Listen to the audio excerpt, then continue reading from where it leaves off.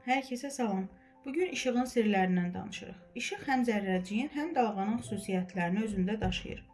Onun necə davranması bizim müşahidəmizə görə dəyişir. İşıq sanki bir aktyordur. Tamaşaya çıxanda roluna uyğun ya zərrəcik olur, ya dalğa.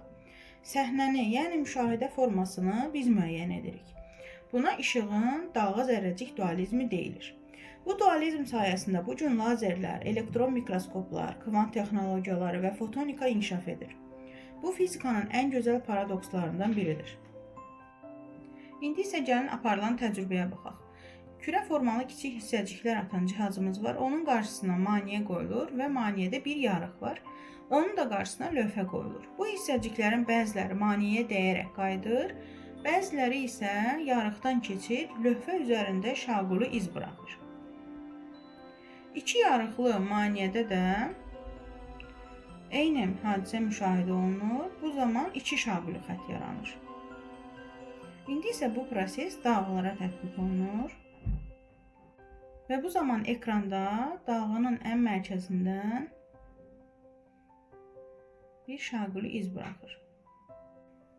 İki yarıqlı maneədə isə maraqlı bir hadisə baş verir. Bu zaman dalğalar bir-birindən birləşir.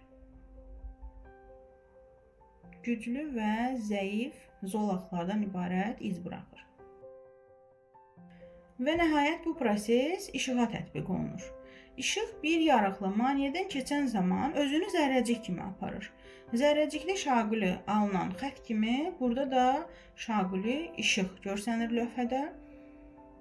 Amma iki yarıqlı maneədə zərrəcik kimi yox, dalğa kimi aparır özünü və ekranda dalğalarda müşahidə elədiyimiz kimi zolaqlar yaranır.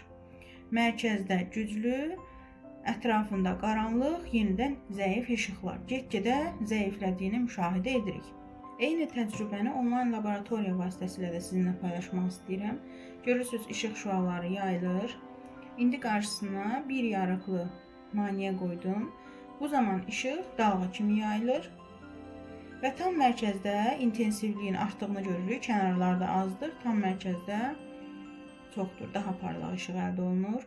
İndi iki yarıqlı maneə qoyulur. Bu zaman tam mərkəzdə 0-cı tərtibdə maksimum alırıq. Onun ətrafında qaranlıq zolaqlar, yəni işıqlar bir-birini söndürür. Onun da ətrafında yenidən işıq. Amma ən parlaq işıq mərkəzdə alınır. İndi isə gəlin bu qaranlıq zolaqları necə alındığı haqqında danışaq. İşıq dalğaları qarşılaşanda bəzən bir-birini gücləndirir, bəzən isə zəiflədərək söndürür. Əgər iki dalğa eyni faz aldırsa, birlikdə yüksəlir, birlikdə enirsə, nəticədə parlaq, maksimum işıq yaranır. Amma əgər biri yuxarı qalxanda, biri aşağı enirsə, onlar bir-birini tam zəiflədərək qaranlıq nöqtə əmələ gətirir. Bu fizikada interferensiya adlanır. Bu hadisə ilə fizika həyatın bir həqiqətini xatırladır.